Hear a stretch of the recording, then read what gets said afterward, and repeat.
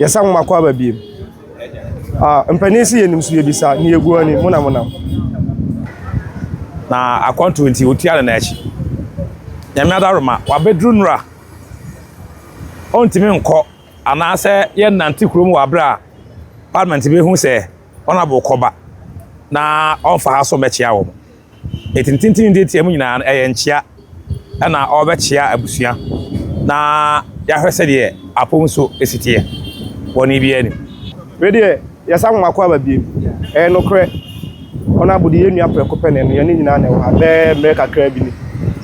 oba fie eni ebedi nkomo bebre be chia ye sene na usi kana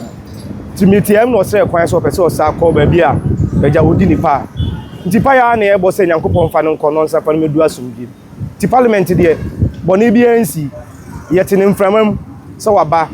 yeso ne ehwese ye hwe nanimu ani sem de abeka ya boni bi ani perifo amema mu nyina ajo medam ase in fact minim samo won moto bin samrani bia esamo a minim bie mate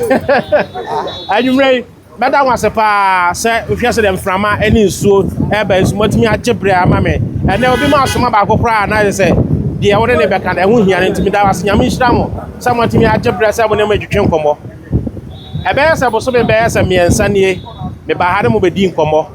na mekoso asa adamase se mabre wato fom na otweda no ene monyam amba share me ne support ambe support me no eye manage me da mu nyina ase nyame nhira mu bia bibi bia mo hwere wa me bia nyame ko on hye mu nyina mo na mu ya na enkomo na me ne bedi ye no na eye nyina abato a ye kokoso yi me ba ha be declare my intention se nyame ya adoma 2028 inu patriotic party MPP ya bato a ye be parliamentary no me so makeka me ho say drew ha mefa form na matiesi na mabegina bi e ma me de beto monim say monya memmoa na mommoa me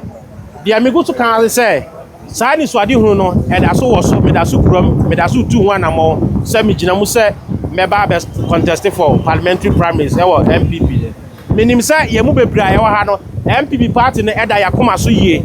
na de kranie ene ma bia atwam a anko yie ene bra ye gina ye boa ye bra ye 2024 election ema ye di gugu no ye nyina ye nim ye di hu nkomo na sade ye nim no enso 20 nya afi na mebedi sa nkomo no because ye nyina nim dada kakra metimi aka na say ye sremo e bra du biemu a ye san be keka ye ho ne abepe akoye delegates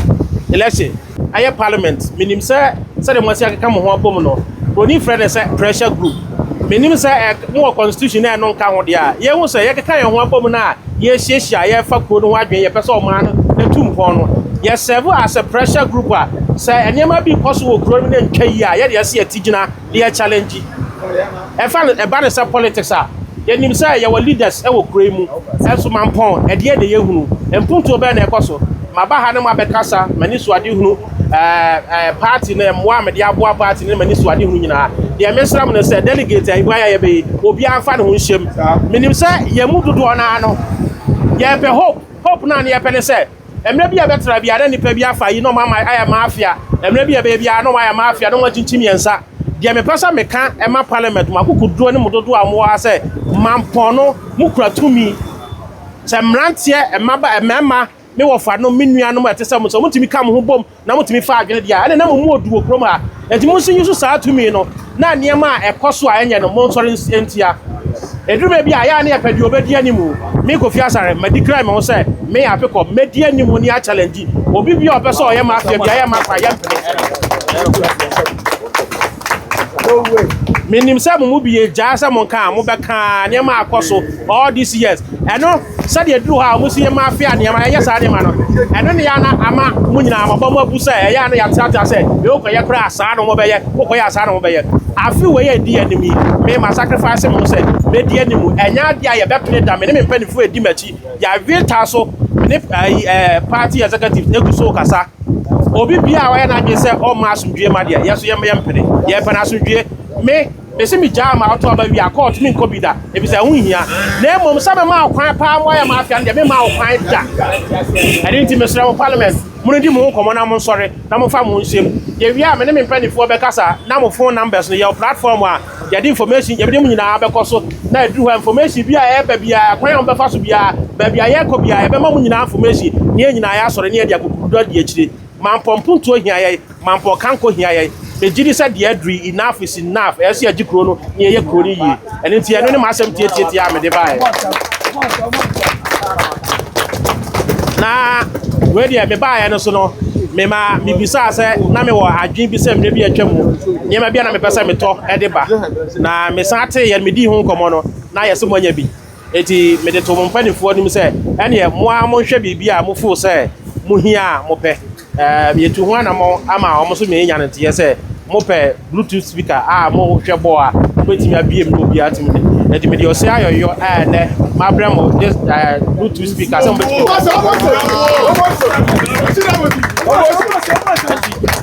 eti mo mpanifo a mo ano eti aye bluetooth I want speaker na wa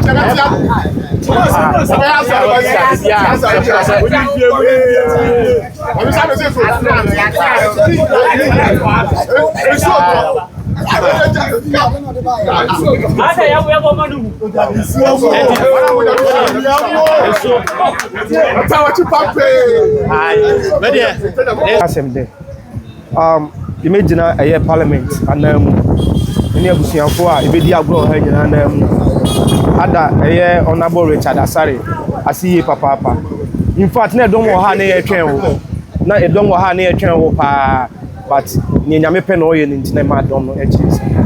se ye beda wase se bo sha wo she no ampa wadi so ma ya ti ase se ampa unia na ye ampa ya so parliament so ye ta wachi se ne sebe e ho ata bise ho no because ye ni ba bia wo free ene yeso ye nim bia ye nyina yeso ye free nti ye die mu a no prekope ye da wase wa fidi ade ama ye bebo ye dwumadie pa wo dia be ma ye de nanso ebri bia so a aye politics wo be call campaign ni ma bia no so no a wo be hia bia no e betimi asa de beta wa chi de aye campaign de asa support o ti da se nyankopon wo sha papa